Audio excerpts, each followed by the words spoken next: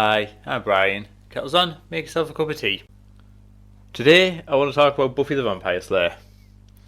Now, back in 1992, Buffy the Vampire Slayer was released as a movie, which didn't do particularly well at the box office. And that should have been the end of it. But the Warner Brothers network in the late 90s needed a mid-season replacement for a cancelled show called Savannah. So, on March 10th, 1997, a Buffy the Vampire Slayer pilot episode, Welcome to the Hellmouth, was first aired. No one really knew then how much of an influence the show would go on to be in shaping the TV landscape. Now, here are just a few of the ways the TV show of Buffy the Vampire Slayer has influenced TV. One of the main influences Buffy did was in the mixing of genres. Before Buffy, most shows would stick to one type of genre, be it sci-fi, comedy, drama, horror. That was pretty much it. You got the one type, and that was it. But since Buffy came along, it managed to successfully combine all of these genres together, sometimes in one single episode. And in doing so, gave us a varied show with different episodes, different genres, and it was never afraid to try something new. Now, mixing genres wasn't common before Buffy, and mainly consisted of one or two different genre standalone episodes of a show's entire run. Buffy combined these genres in almost all of its episodes. At the very least, it was drama, horror and human in almost each of the episodes. And it was this mixing of genres that became normal for shows going forward. Possibly two of the most overlooked influences of Buffy are season-long story arcs and an antagonist for each season, which would become known as the Big Bad. Now, I didn't realise that it was Buffy that made these normal for TV shows until a few years ago. I thought it had happened before Buffy. And some shows did have long story arcs, shows such as The X-Files and Deep Space Nine, but they weren't the normal and very few shows were doing it. Both Deep Space Nine and The X-Files didn't do season-long story arcs, had a long story arc over its entire run.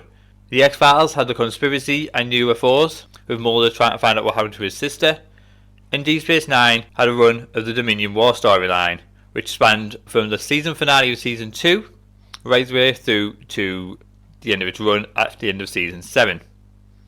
Buffy made popular one story arc for one season with one main villain behind it all. Before Buffy, more shows still did episodic stories, where each story started, played out and was resolved in one episode, occasionally having two-part episodes if the story needed more time to play out. TV networks like this, as new viewers could pick up the show halfway through its run and not need to know anything what had happened previously. But having season-long story arcs was different. It gave writers more time to create in-depth characters, to have their actions spill over into future episodes, and to have that season's antagonist, the Big Bad, slowly build up their plan, and as a result it kept viewers invested, it kept them tuning in each week to see how that season played out. Russell T Davies said that he drew influences from Buffy when bringing back Doctor Who, saying, Buffy the Vampire Slayer showed the whole world and an entire sprawling industry that writing monsters and demons and end of the world is not hack work. It can challenge the best. Joss Whedon raised the bar for every writer, not just in genre niche writers, but in every single one of us. The main influence that Russell T Davies took from Buffy, of course, is the season-long story arc and the Big Bad for each season. So look at the first few seasons of Doctor Who. The first season had Bad Wolf running through it and accumulated in the Daleks. The second season had Torchwood, and it was their actions that brought the Cybermen and Daleks. The third season had Harold Saxon, which turned out to be the Master, and the fourth season had planets disappearing across the galaxy, which was the work of the Daleks trying to destroy all of time. So without the influence of Buffy and the season-long story arc and Big Bad which it created, Doctor Who would have come back in a very different way to what we've known. And it's these season-long story arcs and a Big Bad for each season which has become the industry norm now, all thanks to Buffy. Buffy was one of the first shows to show a realistic same-sex relationship. Now, don't forget, this was early 2000s and had never really been done. Most other shows at the time didn't address it at all, or used it in single episodes as a way to try and boost ratings. It was Buffy that created the more realistic relationship to show on screen. It was between two of its female stars, Alison Hannigan, who portrayed Willow, and Emma Benson, who portrayed Tara. And it was the result of this relationship that opened the doors to other shows and networks to portray same-sex relationships in a more realistic way, just as they are in the real world. Willow and Tara's relationship was never focused on them being both female. That was never a factor. It was treated as any other relationship on the show. They were a couple who were in love, and that was the end of it. The fact that they were both female never had anything to do with it. It was portrayed as two people in love, as a couple, a normal couple doing normal things, and that's why it was more realistic. That's why it pushed the boundaries and allowed other shows to follow in its footsteps. But it wasn't just shows. The way the relationship was portrayed on TV made a lot more people in the real world, both male and female, feel more at ease and more comfortable to come out as being gay. But Buffy's biggest contribution in changing the TV landscape is Buffy herself. In finally being able to bring his version of Buffy to life in the TV show, Joss Whedon introduced the world to the strong female-led TV show. And while Buffy certainly wasn't the first female-led TV show, there were few and far between previous to Buffy. Wonder Woman, Bionic Woman, Xena, and while Kate Mulgrew Captain Voyager in Star Trek was never really about just one person. Well, not until Michael Burnham in Star Trek Discovery.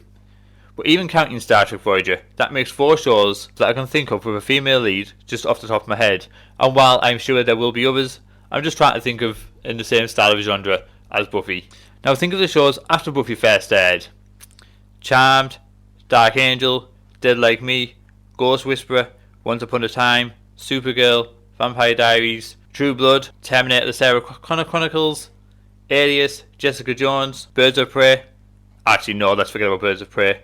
But the point is, it's because of the success of Buffy that female-led shows are more popular now, especially if handled well.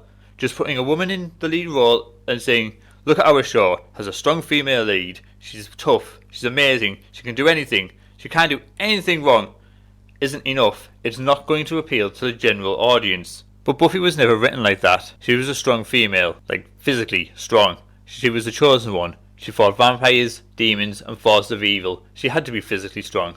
But that's not where Buffy's strength lies. She was a strong female because she was written as an actual person. She had flaws. She did things wrong. She had a mentor to help train her. She had family, friends to help out when she made mistakes. She was flawed, which made her a more interesting character, and which got people watching or wanting to invest their time week after week to tune in. She's a female lead that people could see something of themselves in, and it's because she was a well-written character, which despite its setting, made her more believable as a person.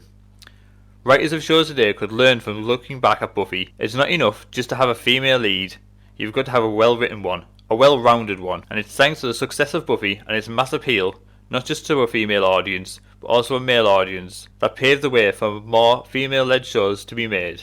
And lastly, Buffy gave the world the first use of the word Google as a verb, not just in pop culture, but on TV and as a whole. Before then, people would simply say, have a look online. But thanks to Buffy, the phrase Google it was popularised and has become the main saying for looking anything up online. So next time you say the word Google it, you do have Buffy the Vampire Slayer TV show to thank for that. So while Buffy may never be as influential as Star Trek, after all, Star Trek is directly responsible for mobile phones, Buffy did change the TV landscape, which isn't bad for a mid-season replacement show from a film that didn't do too well at the box office. That's all from me. I'm off to make a fresh cup of tea.